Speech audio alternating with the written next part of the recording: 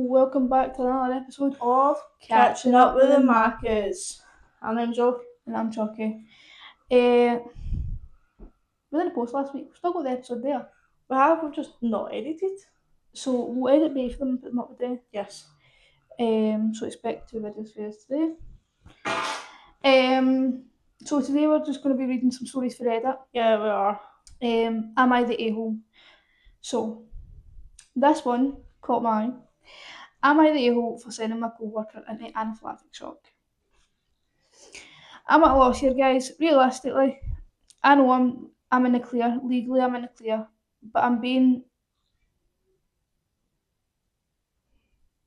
fitted, like being pushed out by our co-workers. They're getting pushed out by their co-workers and they're genuinely considering quitting their job because of the mess. So I work in a pretty standard day job, and at night I help my friend at her restaurant which serves an assortment of Thai cuisine. To be honest, I'm insanely picky, but I fell in love with this peanut sauce the main chef makes, and he showed me how to make it. So about once a week, I take it on either noodles or stir fry to my day job for lunch. People know this, and a handful have tried it. It smells nutty and tastes nutty. It's a white, it's a white gyro pad thai, basically. Lately, my lunches have been disappearing. I'll go to open my lunchbox and find half of my food missing. I've tried addressing it, but nothing has been changed. And I was pretty sure it was one of the new hires that was doing it, but I had no proof until now. So one of them allergic to peanuts. Thursday, I took my noodles and my entire Tupperware was missing, which hadn't happened before. I'm annoyed, but what can I do? A co-worker shared her pizza with me, and that was that until today. My boss confronted me and accused me of poisoning my noodles because his daughter, one of the new girls, borrowed my lunch and had to be hospitalised. Turns out she was severely allergic to nuts. Ate some and boom, anaphylaxis. She used an EpiPen, had to be hospitalised. Now her dad is trying to hold me accountable for her bills. In the condition, but I don't see it. Why should I pay? I don't mark my food as an allergen because I'm not allergic to it. If she was just dumb enough to steal it from me and eat something she can't have. He's being hateful, and some of my older co-workers are icing me out because I warned him I'd report any harassment to HR if he tried anything. Funny brown noses. I guess my friend is aware and offered me a full-time job, but I just can't help but feel it's unfair at the same time. I could have killed his daughter though, so am I the a-hole? Ed, it blew up, right? How much is it? Alright, okay. I would say definitely not. Right, I did email the HR rep and let her know the situation. She's been on vacation and gets back tomorrow, so I don't know if she's aware of what's been going on since last week. I should note that I work weekends most weeks, not quite a 8 to 5 MF, Monday to Friday job, but yeah. My co-workers mostly chilled out by the end of the shift. Thankfully, after I explained to the noisiest, friendliest person that I always bring peanut sauce dish, I guess the general assumption was that I somehow found out who's been stealing lunches and decided to poison them. Okay. Okay, that is an assumption. To answer the common question, the first time my pad thai was stolen, no, I'm not the only victim of the lunch thief. I usually take a late lunch. I'm not the only one, so I'm guessing the lady who was stealing food decided that was left as a free for all. What was left as a free for all? F her.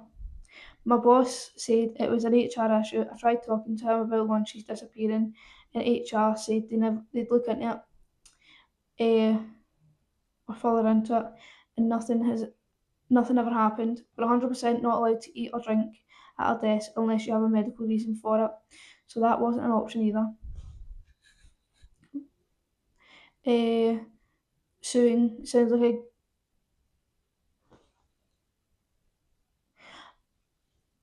a I'm assuming she's fine, but I don't know the severity of her allergy or how much she ate before she had a reaction. I'm not privy to her medical information, sorry guys. Privileged. Oh. Suing sounds like a great revenge, but probably not worth it. The cost of a lawyer, not worth the cost of a lawyer. My friend let me take tonight off just to rant about everything, but I'm probably going to take her job offer. One commenter was right. Even if everything settles down, I don't want to deal with potential hostility or reactive workplace like this anymore. It's not a career with much room for upward mobility. I don't feel welcome in our group meeting today. I didn't feel welcome in our group meeting today. And for the people calling us fake, okay, it's not. It's not. But even if they were, why are you getting mad about it? Canada doesn't give me anything monetarily or status. I can't give out a bunch of details unless I want to dox myself. And the post seems rushed because I wrote it out of frustration during my lunch. Short time plus word limit, rushed, sorry. It didn't meet your writing standards. Hello. The shoes won't upstairs. Oh. Anyway, I'll keep reading the comments and responding occasionally, but this is it for me unless I get something worth updating. Thanks for everyone's opinion. Then it was literally just the recipe. She's not. No, 100% she's not. Cause I don't know if that's a man or not. They'll know it. They'll not. Because they didn't know like if this lunch thief had an allergy. So at the end of the day, don't go around stealing people's lunches. And you'll know and end up in hospital. Exactly. But that's what they always scream. Like, see, unless it was like a genuine accident, like I know they had a nut allergy and I forgot to write it on it, then I'd be like, hold on, no, I'm in the wrong. I completely I take the fault for that. I'm really sorry about that. But they end up shouting, "Oh, you poisoned me! You poisoned me!" No, but no, mate. No. But no, she's no the a-hole in that story. Definitely not. And the fact that they're making it's a hostile environment now. Aye. And they're all icing her out. That's no fair. Right. That's just time for you to come on. That's kind of like me. Right, this one's kind of caught my attention. Okay. So, am I the a-hole for thinking my boyfriend is being dramatic? Makes me dramatic, but okay. I, 16, and my boyfriend, 17, have been together for roughly a year and a half. Lately, his attitude and effort in our relationship has been different, and I've noticed it and confronted him about it. Recently, he's been going through a tough time. His mum's car broke down 3 times within the span of 3 months. His grandma was in hospital. She got better. His dog was having some serious issues. He's okay now. That's good. At least the dog's alright. Dog's alright. Because I'm great. If the dog dies in this story, I'll great. And he got sick.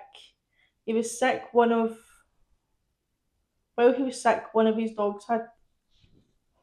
I think it fit down. Oh no! I don't want to listen to this story anymore. The dog died. That is. Oh no. Right, now he's sick again. And I understand that that's a lot of things to be going through all at once. I've tried to help him in a more positive mindset, but he never listens to me. He chooses to dwell on those things that have happened, even though not necessarily affecting him anymore. No. Dog died, didn't it? No. Her mum died. Oh no! Why did you pick up a story with dog died? Like, I'm not sure. I'm not going to read the rest. But aye, she is the whole. Like, leave the poor guy alone. None of Ireland. What? None of Ireland. She might be. Cheers. Am I the a-hole for having adult relations with my sister-in-law on the wedding night. No, Emma. You'll literally get us cancelled. Uh,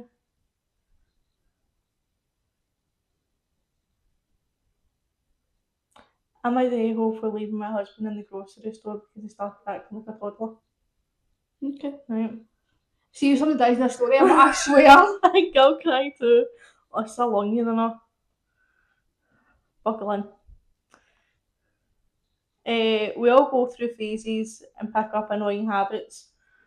And sometimes we need our loved ones to gently tell us we've picked up a particular idiocy, the habit. Right? Mm-hmm. I can read the word, I can't pronounce it. Sometime in the last year, my husband has picked up a habit where he talks like a baby. At first it was funny, but passed into embarrassing, cringeworthy behaviour quickly. Examples: doggo, pupper, woofer, subwoofer,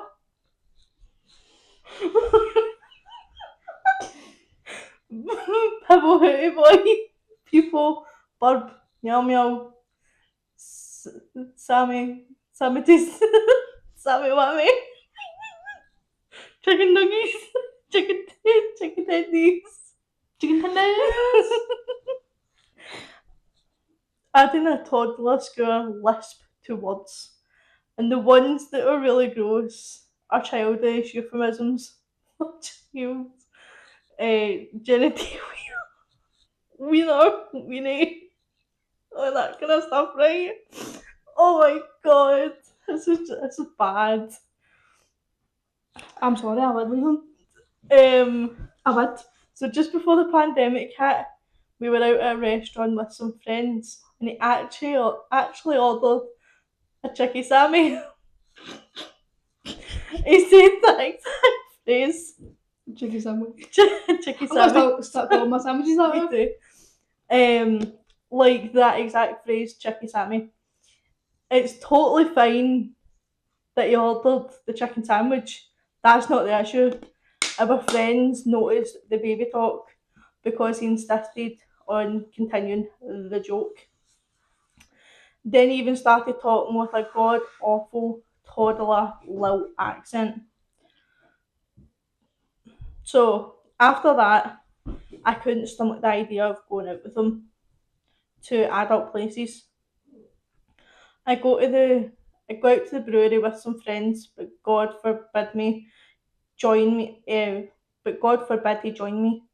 and say me wanting another beer or something. I don't know where it came from. I don't know why he's doing this. I finally hit my limit. When we were grocery shopping,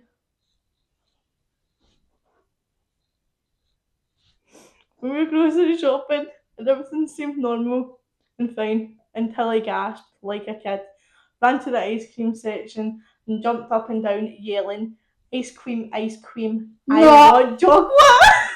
No, I'm a bit man, but no. Excuse me. What do you think you're doing? I guess better. See if that was my man. Oh man. Oh, I guess better. I was mortified.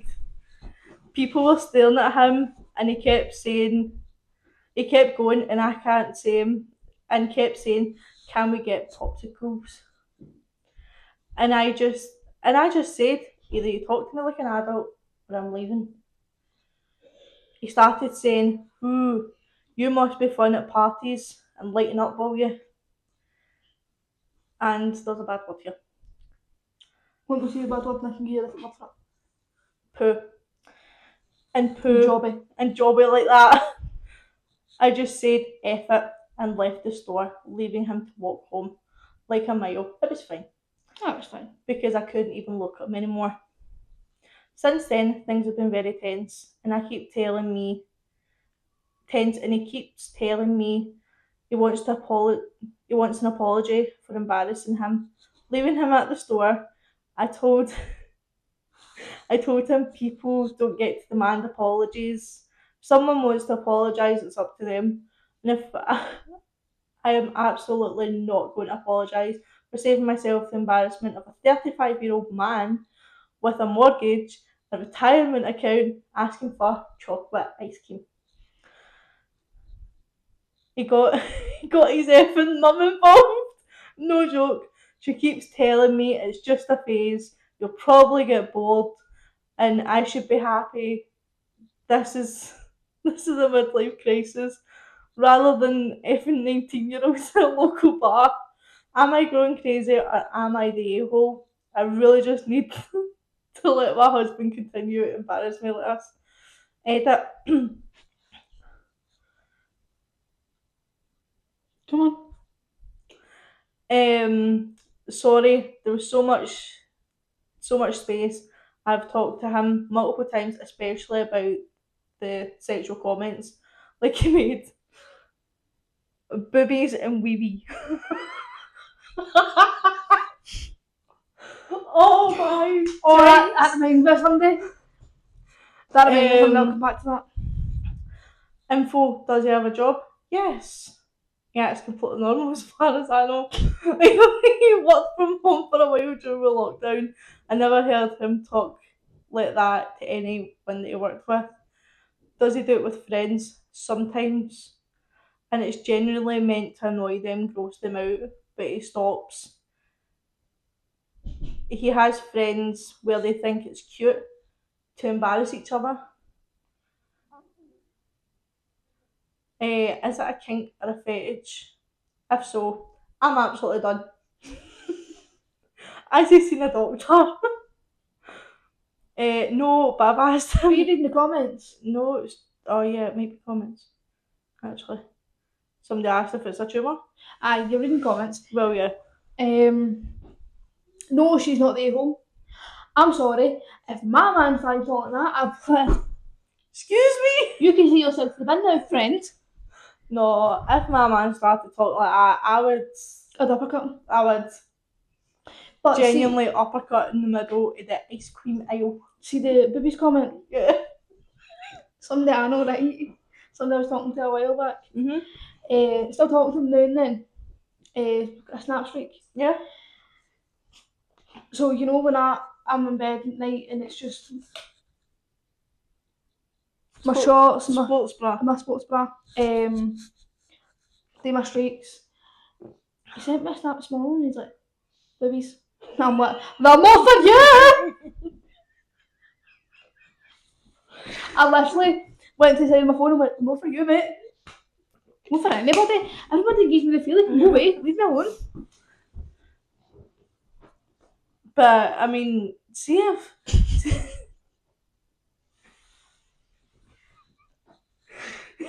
Should be able to hear that in this room. see if a toddler come up to me and said that, I would laugh at that.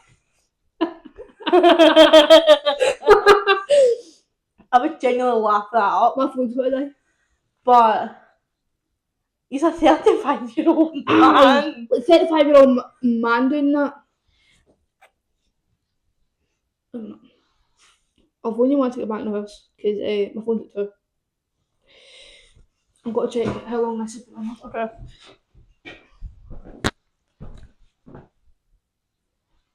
I feel like 18 minutes.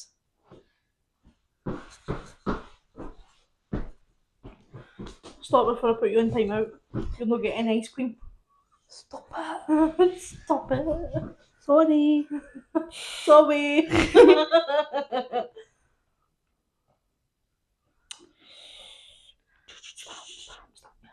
Stop it.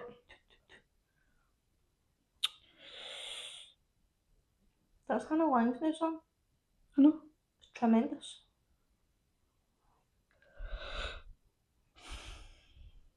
Am I the a-hole for opening my door? Oh no. They warned me out, am I the a-hole? Yeah. And then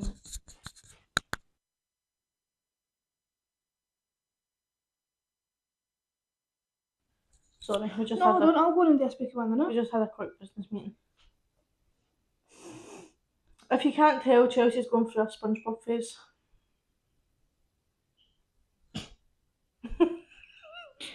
I'm a the elf for putting up scary Halloween decorations. Well, I mean, talking about scary, I nearly fell out my nana's front door when I walked in it. There was an ironing board. Nearly said a bad word. Remembered I was in my nana's house and went, oh, ironing board. Like that's normal behaviour. Throughout my life. Hold on. Do you know I can't spell ghost stories? GH. See when I spell ghost? See when I start spelling ghost? I go G-O-H. I'm like, that's not right. GH.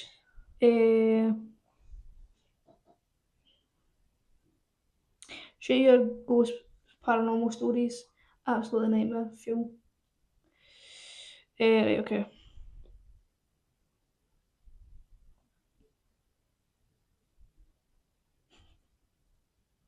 Okay. Oh, go back. I don't know if this is a horror thing or schizo. We bought a flat in no day 14 years ago. It was. Make sure I take that up, yes.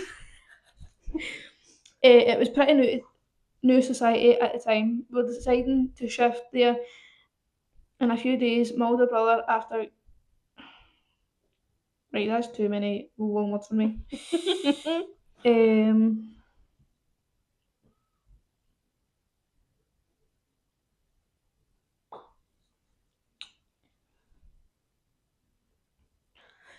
You remember that.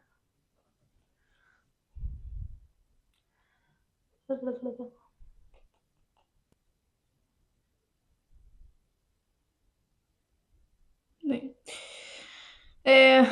When I was a kid, my favourite uncle, was the youngest in the family. He was my hero.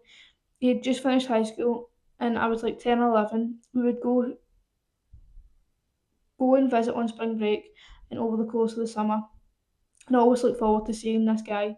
We'd listen to records and tapes, and he'd introduce me to bands like The Cult, Annex, The Doors, Bowie, Stevie Ray, Van Gogh. I don't know.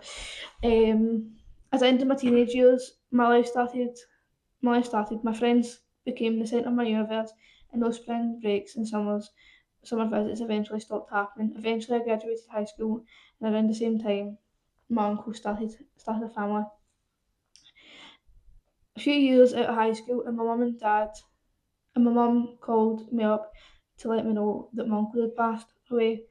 I hadn't seen him in a few years, and when I asked what happened, the only reply I could get was he was sick. It wasn't until years later I found out he had taken his own life and didn't leave a note or anything. But the genuine something was he learned he didn't have long to live and took the easy way out. Here's where things started getting interesting for me. Shortly after the funeral, I started having dreams. I'm a pretty lucid dreamer, not in a sense, but I can decide what I want to happen in my dream. But I can recall my dreams in vivid detail. Maybe there's another word for that. I don't know. Anyways, I started having these dreams about my uncle sometimes. We're just sitting in the living room, sitting in his room from when I was a kid, listening to music, making jokes. Over time, they became very strange. One dream I had, we were in a movie theatre, sitting really close to the screen. We were eating popcorn. The screen was playing something, but I couldn't distinguish what it was. My uncle was talking, but I couldn't figure out what he was trying to say. Another one was Another was the two of us in a hallway and all the doors were locked. The most troubling dream I had was about the guy, which was the most reoccurring, is when I would find him sitting at a rope bridge. He would stare at this bridge and would get up and try to walk across it. But the snakes that would strike at him when he would cross. A snake would snip at him and he'd go back to where he was sitting and just look at me, then look across the bridge. So I'd walk onto the bridge and look across the very few feet as a very angry snake. All the way across, I grabbed my uncle's hand and took him out on the bridge. And he would be apprehensive because of the snakes. So I stood in front of him and kind of hopped up and down on the bridge. The momentum, or whatever you call it, from me bouncing this rickety old bridge made the snakes angry. But if you bounced enough on it, the snakes would eventually teeter over the side, and it was very strange. Eureka kind of a dream. Eureka. Aye. So my uncle would step out onto the bridge, walk a few feet, bounce the bridge so the snakes would fall off. The dream would always end with my uncle making it across the bridge and me getting this feeling of reluctance to follow him across, and I would wake up with an overwhelming feeling of sadness. This dream happened for almost 20 years, always the same. Me and my uncle shooting the same stuff, or me helping him solve a puzzle of some sort. The snake and rope bridge was the most common. Never told a soul in my family about what my uncle and I were up to. I always thought it would be upsetting, like he wasn't at rest, like he was in purgatory or something. Maybe he was. Eventually, I just came to accept that my uncle was haunting me, and for the most part, I didn't mind it. My grandmother died a few years ago. Nothing tragic. She caught pneumonia and was never really recovered from it. One night she went to sleep, never woke up. We celebrated her life, hugged and healed the way families do when death comes to visit. Since my grandmother's funeral, I haven't had a single dream about my uncle, not one. I think that was the confirmation I needed that that there was something out there for us after we die, or maybe my grandmother passing away has the catalyst I needed to let my uncle go. I look back on it now and I like to think that my uncle was lost. He was lost in life and that carried on in death. I also think my grandmother on her way to the sweet hereafter found her baby boy and picked him up, dusted him off and brought him home. Oh, That's actually so sad. it is. I mean, your relatives and all that, they come and visit you in your dreams. Why? Why? I know. You get the scary bits. I don't. Kind of sleep with that kind of myth. But 90% of the time, they're coming to let you know, like, I'm home, I'm safe. Mhm. Now's time to get your backside in gear and celebrate. Aye. Why'd you turn my phone off? I was supposed to do one. You do one and that's the last one. And then we'll talk about the Abbey. I don't need to. We've talked about it. No. Did we? Mhm.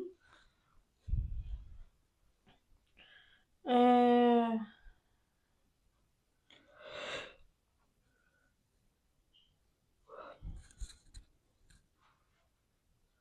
hmm.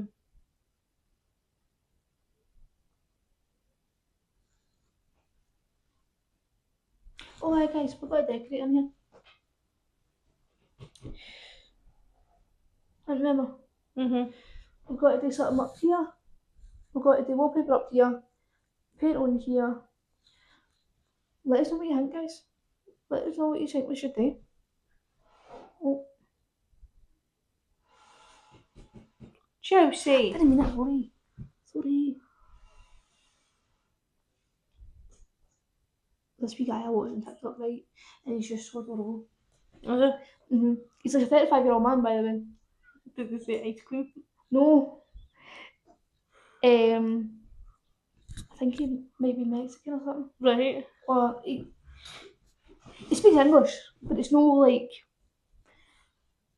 you can hear there's an accent. The construction worker, and I think he's in your video, right? Right. Because he's literally so cute. Honestly, see the way he is, he's just adorable. I think his name's Lewis or something.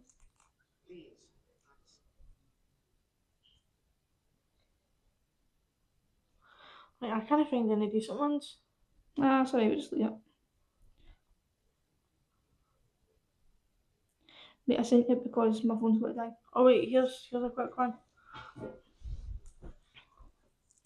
Oh. Okay. You didn't even look at I've that. seen the wee clicky Aye, no. Years ago, my wife and I were asleep in bed, and suddenly the lights go on, and our mum rushes in, shouting, "Quick, quick, the baby's stopped breathing." We rush up the stairs.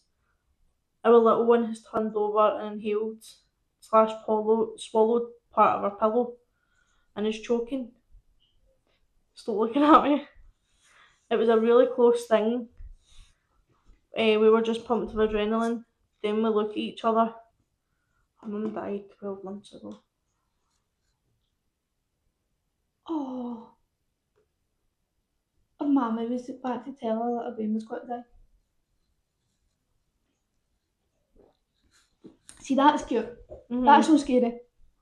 But see, when your speaker starts playing out a neighbour, that's scary. That's scary.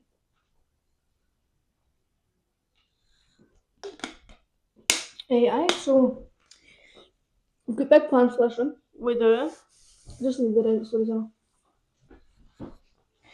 We've got big plans for this one. We're going to do some stuff up here. We're getting a nice hockey table. We are. It's our wee cousins, but you bet we'll be using it. So put your bets in, see who gets, see who wins. We'll just quickly touch on the stuff that we've got to be doing on here. We've got to go to Abbey soon. Yeah, we are. I think we're going to Edinburgh as well. Yep, we're going to Greyfriars Kirkyard. Mm-hmm. And we don't know, I think it's just one of the TikTok videos that we'll have a banana in. Or is it? Oh no, it's the podcast. It's an episode. Yeah. So in one of the episodes we'll do half of like just whatever we're gonna do and then the other half. I don't understand that, Emma. How? Because you're jumping from one thing to another.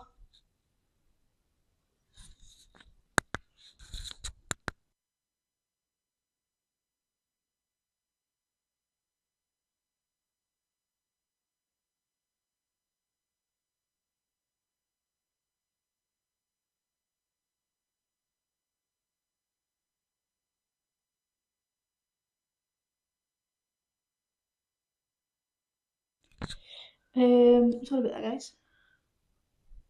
I don't get informed of things. No, you try to make plans and it's like you jump from one thing to another. It's like It's the ADHD. You've not got ADHD, hen. Like anxiety. No, I do. Crippling depression. You know this issue. Find out tomorrow if we did the doctor. Find out tomorrow if I get got my medication though. Aye. So I place your bets, troops. Aye. See who wins.